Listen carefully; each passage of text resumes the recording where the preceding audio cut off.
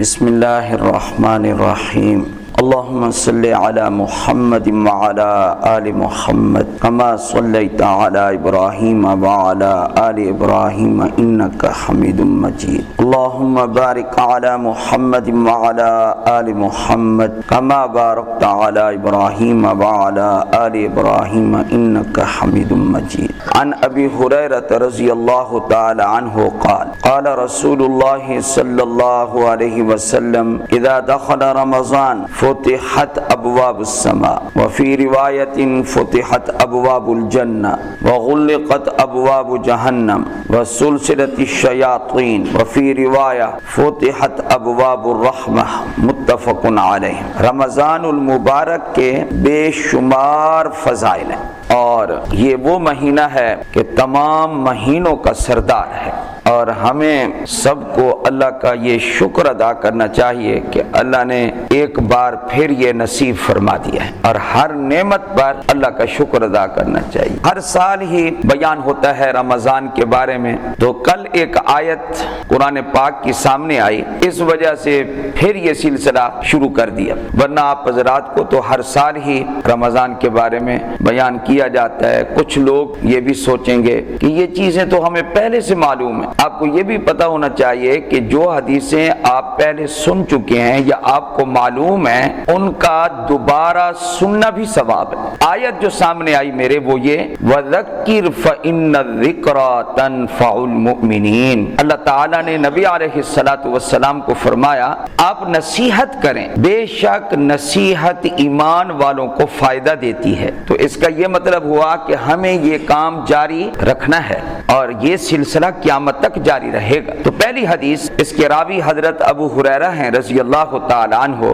رسول اکرم صلی اللہ علیہ وآلہ وسلم نے ارشاد فرمایا اذا دخل رمضان، جب رمضان المبارک داخل ہوتا ہے فتحت ابواب السماء، آسمان کے دروازے کھول دیے جائیں۔ اور ایک روایت میں آتا ہے کہ جب رمضان داخل ہوتا ہے تو نبی علیہ السلام نے فرمایا جنت کے دروازے کھول دیے جائیں۔ اور ایک حدیث میں نبی علیہ السلام نے فرمایا کہ جب رمضان داخل ہوتا ہے تو رحمت کے دروازے کھول دیے جاتے ہیں، اور فرمایا وغلقت ابواب جہنم، جہنم کے دروازے بند کر دیے جاتے ہیں، وسلسلۃ الشیاطین، شیاطین کو جکڑ کے زنجیروں میں باندھ دیا جاتا ہے۔ اب بڑے بڑے شیاطین قید ہیں، اس لیے لوگ مساجد میں نسبتاً زیادہ نظر آئیں گے۔ ان کو شیاطین کو گمراہ کرنے کا موقع اس مہینے میں کم ملتا ہے بنسبت دوسرے مہینوں کی۔ اس مہینے کے فضائل میں ایک فضیلت تو یہ سب سے بڑی فضیلت ہے کہ یہ وہ مہینہ ہے کہ جس میں اللہ نے قرآن مجید کو نازل کیا، اور پھر اس مہینے کی سب سے افضل رات میں جس کو لیلۃ القدر کہتے ہیں، اللہ تعالیٰ نے لیلۃ القدر میں قرآن مجید کو نازل فرمایا۔ اور ایک بات آج ہی سے اس کو ذہن نشین فرما لیں کہ جو لیلۃ القدر ہے وہی لیلۃ المبارکہ ہے۔ لیلہ مبارکہ اور لیلۃ القدر یہ ایک چیز ہے، اور ان دونوں کا مصداق، ان دونوں کا مفہوم اور مطلب ایک ہی ہے کہ وہ رمضان المبارک کے آخری عشرے کی رات ہے، وہ لیلۃ القدر اور لیلۃ المبارکہ۔ نبی کریم صلی اللہ علیہ وآلہ وسلم نے رمضان المبارک کے روزوں کو، رمضان المبارک کا قیام، تراویح، تہجد اور لیلۃ القدر کا قیام، ان تینوں کے بارے میں نبی علیہ السلام نے فرمایا جو ایمان کی حالت میں ثواب کی نیت سے روزے رکھے اس کے سب کا گناہ معاف کر دیے جائیں، اور فرمایا جو رمضان کا قیام کرے ایمان کی حالت میں اور ثواب کی نیت سے اس کے سب کا گناہ معاف کر دیے جائیں۔ لیلۃ القدر میں جو قیام کرے ایمان کی حالت میں ثواب کی نیت سے اس کے سب کا گناہ معاف کر دیے جائیں گے۔ سبب مغفرت بنا دیا، روزے بھی مغفرت کا سبب ہے اور رمضان کا قیام بھی مغفرت کا سبب ہے، لیلۃ القدر کا قیام بھی مغفرت کا سبب ہے اور ذریعہ۔ نبی اکرم صلی اللہ علیہ وآلہ وسلم نے ارشاد فرمایا جنت کے جو دروازے ہیں ان دروازوں میں سے ایک دروازے کا نام ہے، 8 دروازے ہیں آپ علیہ السلام نے فرمایا، ان میں سے ایک دروازے کا نام ہے ریان۔ اس ریان دروازے سے سوائے روزے داروں کے اور کوئی داخل نہیں ہوگا، وہ روزے داروں کے لیے مخصوص ہے، اللہ نے خاص کر رکھا ہے۔ اور قرآن کریم کی ایک آیت ہے انما یوفی الصابرون اجرہم بغیر حساب، صبر کرنے والوں کو ان کا اجر دیا جائے گا بغیر حساب کے، کوئی حساب نہیں ہوگا۔ وہاں مفسرین نے لکھا ہے یہاں صبر کرنے والوں سے مراد وہ ہیں جو روزہ رکھنے والے، روزہ رکھنے والوں کو قرآن کریم نے صبر کرنے والا کہا ہے۔ حدیث پاک میں عجیب بات یہ بھی آئی ہے، اللہ کے نبی صلی اللہ علیہ وآلہ وسلم نے فرمایا کہ ہر عمل ابن آدم کا اس کو بڑھایا جاتا ہے، ایک نیکی کو 10 گنا سے لے کر 700 گنا تک بڑھا دیا جاتا ہے، یعنی کم از کم ثواب 10 گنا ہے اور بڑھا کر 700 گنا، یہ ہر نیکی کے بارے میں ہے۔ لیکن اللہ تعالیٰ خود ہی فرماتے ہیں کیا قال اللہ تعالیٰ الا الصوم فإنہ لی وأنا اجزی بہ، باقی اعمال کا تو وہ ثواب ہے 10 گنا 700 گنا، لیکن الا الصوم اللہ کہتا ہے مگر روزہ فإنہ لی وأنا اجزی بہ، روزہ تو ہے ہی میرے لیے اور اس کا بدلہ میں خود عطا کروں گا۔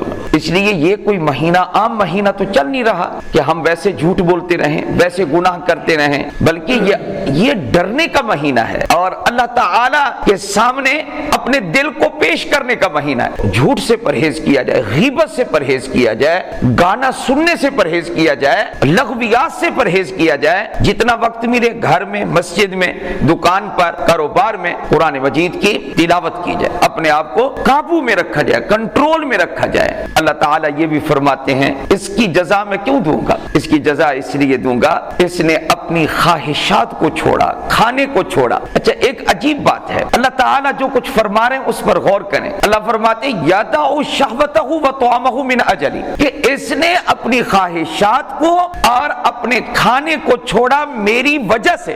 یہ جو جملہ کتنا گہرا جملہ ہے، بندے نے اپنی چاہتوں کو چھوڑ دیا میری وجہ سے، تو جب اس نے میری وجہ سے چھوڑا ہے، کھانا پینا، اپنا آرام، اپنا عیش اس نے چھوڑا، تو اس کا بدلہ بھی میں خود عطا کروں۔ اور ساتھ ہی فرما دیا کہ صائم کے لیے 2 خوشیاں ہیں، فرحۃ عند فطرہ وفرحۃ عند لقاء ربہ۔ ایک افطار کے وقت خوشی ہے، افطار کے وقت جو خوشی ہے یہ 2 خوشیاں ہیں، ایک یہ آدمی کھاتا پیتا ہے طبیعت تازہ ہو جاتی ہے، اور دوسرا یہ کہ ایک مانوی خوشی بھی ہے، یہ حصی خوشی ہے۔ مانوی خوشی یہ ہے الحمدللہ آج کا جو فرض روزہ تھا وہ مکمل ہو گیا، کل کا انشاءاللہ پھر اللہ مکمل کروا دے گا، پرسوں کا پھر مکمل کروا دے گا۔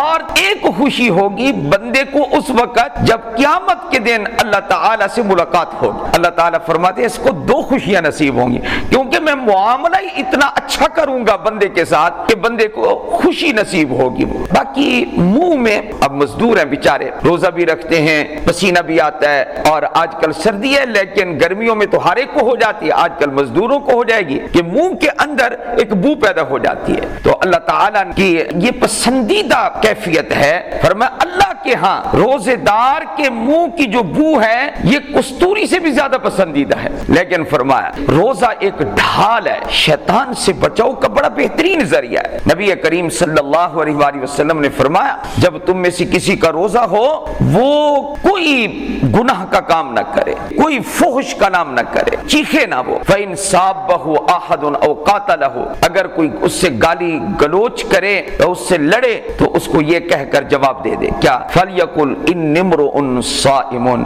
میں تو روزے دار ہوں، میں تم سے لڑ نہیں سکتا، میں وہ رویہ اختیار نہیں کر سکتا جو تم نے کیا ہے۔ بہت سارے فضائل ہیں، اور ایک حدیث پاک میں تو آدمی حیران ہو جاتا ہے کہ روزے دار کو اللہ تعالیٰ کتنا پسند کرتا ہے۔ ایک حدیث پاک میں آیا کہ ایک صحابی تھے، وہ آئے اور کہنے لگے اے اللہ کے رسول صلی اللہ علیہ وآلہ وسلم، میں اس بات کی بھی گواہی دیتا ہوں کہ اللہ کے علاوہ کوئی معبود، میں اس بات بھی گواہی دیتا ہوں کہ بے شک آپ اللہ کے رسول ہیں صلی اللہ علیہ وآلہ وسلم، اور جب میں یہ گواہی بھی دے دوں اور نمازیں بھی 5 پڑھوں اور اپنے مال کی زکوٰۃ بھی ادا کروں اور رمضان کے روزے بھی رکھوں، یہ جو فرائض ہیں یہ میں پورے کروں میں، تو کیا میں جنت میں داخل ہو جاؤں گا؟ نبی کریم صلی اللہ علیہ وآلہ وسلم نے فرمایا ہاں جنت میں داخل ہو جاؤ گے۔ جو آدمی اس حالت پر مرے گا تو آپ علیہ السلام نے فرمایا اس کا حشر تو نبیوں کے ساتھ، صدیقین اور شہداء کے ساتھ ہوگا۔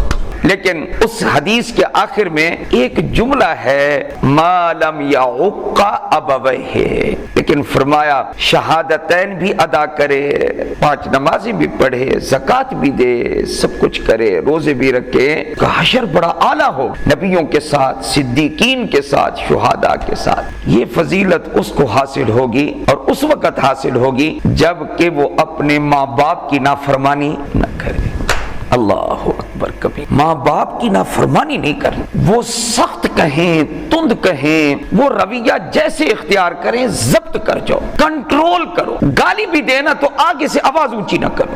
یہ کوئی ایسی کوئی تربیت اس وقت ہو نوجوانوں کی کہ والدین کے، اب والدین اگر چلے گئے دنیا سے تو اس کا کیا ازالہ ہے؟ اگر زندگی میں ایسا ہو گیا ہو، دعا، استغفار، ان کے لیے بخشش کی دعائیں پوری عمر میں یاد رکھو، اس لیے کہ حدیث پاک میں کیا آتا ہے؟ او ولد صالح یدعو له، علم چھوڑ گیا، صدقہ جاریہ چھوڑ گیا، ثواب ملتا رہتا ہے نا بندے کو۔ تیسری چیز کون سی ہے؟ نیک اولاد چھوڑ گیا جو اس کے لیے کیا کرتی ہے؟ دعا۔ تو معلوم ہوا نیک اولاد وہی ہے جو ماں باپ کے لیے دعا کرتی رہے۔ اللہ ہم سب کو عمل کی توفیق عطا فرمائے۔